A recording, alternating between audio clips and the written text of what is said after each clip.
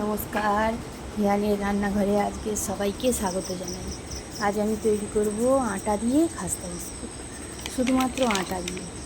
লাগছে 2 চামচের মতন আমুল দুধ, 10 টাকার যে আমুলের পাতাগুলো হয়। লাগছে নারকেল কোড়া আর স্বাদ মতন অল্প একটু নুন, আর এখানে লাগছে সামান্য একটু ঘি। সম্পূর্ণটা তেলের উপরে করব, সামান্য একটু ঘি দেবো। আর এখানে লাগছে বেকিং পাউডার, আর লাগছে চিনি আর বেকিং সোডা লাগছে। আর এখানে আছে আমন্ড, বাদাম, কাজু আর কি এলাচ আর লবঙ্গ দুটো। আমন্ড, বাদাম আর কাজু অল্প অল্প, বেশি নয়। এখানে ধরুন না 25 গ্রাম করে আছে। আর 2টো এলাচ, 2টো লবঙ্গ। এটা আমি মিক্সিতে পেস্ট করব। আর চিনিটাও মিক্সিতে গুঁড়ো করে নেব। এবার দেখুন আমার গুঁড়ো হয়ে গেছে। এটা আমুল দুধ আছে 2 চামচের মতন, আর আছে চিনি গুঁড়ো স্বাদ মতন, আর আছে বাদাম গুঁড়ো, আমন্ড আর কাজু বাদাম এটা গুঁড়ো করা আছে। এবার আমি এখানে দিয়ে দেবো আটার সাথে স্বাদ মতন একটু নুন। আর এবার পরপর উপকরণগুলো আমি একটু একটু করে দিয়ে দেবো। বেকিং পাউডারটা দেবো আমি 1 চামচ, আমি পরিমাণটা দেখাচ্ছি। 1 চামচ বেকিং পাউডার নেবো, বাটিতে করেই আমি ঢেলে নিয়েছি। 1 চামচের মতন বেকিং পাউডার দিলাম, আর হাফ চামচের মতন আমি বেকিং সোডা দিলাম। এই দুটো উপকরণ, একটা 1 চামচ আর একটা 4 ভাগের 1 ভাগ বেকিং সোডা, 4 ভাগের 1 ভাগ দিয়ে প্রত্যেকটা উপকরণ আটার সাথে ভালো করে আমি মেখে নেব। একদম মসৃণভাবে মেখে নেব হাত দিয়ে। এবার আমি এতে দিয়ে দেবো সমস্ত উপকরণগুলো আমি দিয়ে দিয়েছি। দিয়ে এবার সুন্দর করে মেখে নিয়েছি, একদম মসৃণভাবে মেখে নিয়েছি। এবার দিয়ে দেবো নারকেল কোড়া। নারকেল কোড়াটা দেখুন আন্দাজ মতন আমি নিয়েছি। 3 থেকে 4 চামচ নারকেল কোড়া দিয়েছি, শুকনো নারকেল কোড়া। হ্যাঁ, যেন না এর থেকে দুধ বেরোয় নারকেল কোড়া থেকে, একদম শুকনো। আর 150 গ্রামের মতন রিফাইন অয়েল দিয়ে দিচ্ছি। পুরো 150 গ্রাম, 500 আটায় আমি 150 গ্রাম রিফাইন অয়েল দিয়েছি।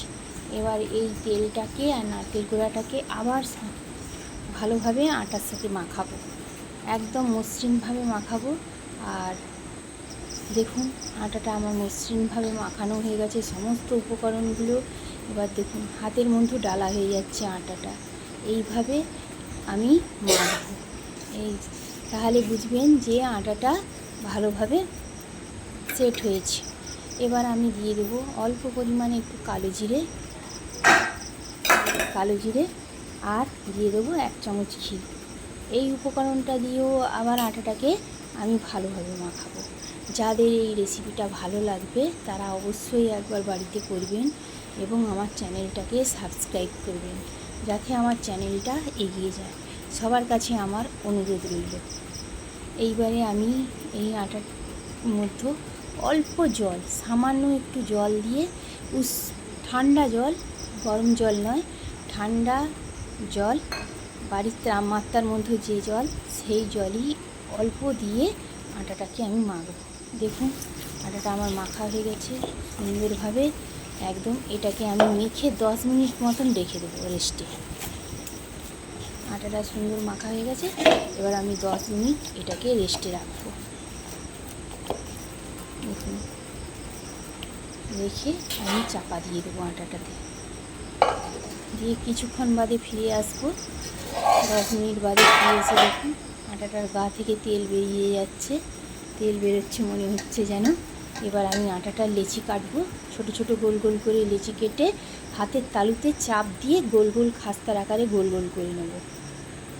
দেখুন এই রকম সাইজের আমি লেচিগুলো আস্তে আস্তে করে কেটে নেব। কেটে নিয়ে হাতের তালুতেই চাপ দিয়ে একদম খাস্তা বিস্কুটের মতন ছোট ছোট আকারে আমি এটা করব।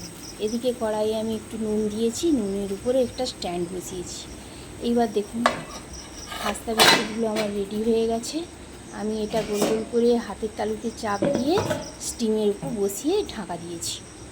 এটা দেখুন উপরের পিঠটা ভাজা হয়ে তলার পিঠটা ভাজা হয়ে গেছে, ভাজা হয়ে লাল হয়েছে। দেখুন এইভাবে লাল লাল যখন হয়ে যাবে আমি ওপরের পিঠটাও আবার উল্টে দেবো।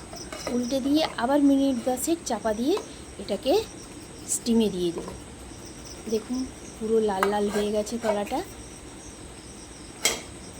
লাল লাল হয়ে গেছে।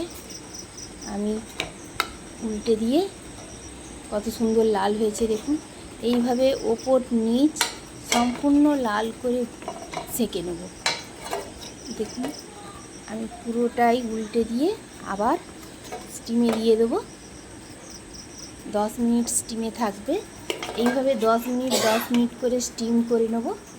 নিয়ে আমার পুরো খাস্তা বিস্কুটগুলো রেডি হয়ে যাবে। দেখুন কত সুন্দর হয়েছে। আবার আমি 10 মিনিটের জন্য চাপা দিলাম। যাদের এইটা ভালো লাগবে তারা অবশ্যই একবার করবেন, আমার অনুরোধ রইল সবাই একবার ট্রাই করবেন।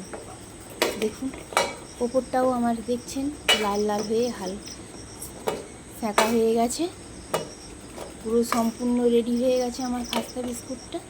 এটা খেতেও সুন্দর, এটা চায়ের সাথে তো খুবই ভালো লাগবে এবং হালকা এবং মুচমুচে হবে, খেতেও খুব ভালো লাগবে। এবার আমি বিস্কুটগুলো রেডি হয়ে গেছে, আমি তুলে নেব বিস্কুটগুলোকে। যাদের ভালো লাগবে তারা কমেন্টে জানাবেন কেমন হলো। দেখুন উপরের পিঠটা তলার পিঠটা সম্পূর্ণ ভাজা হয়ে একদম মুচমুচে হয়ে গেছে। আমার রেডি হয়ে গেছে খাস্তা বিস্কুট।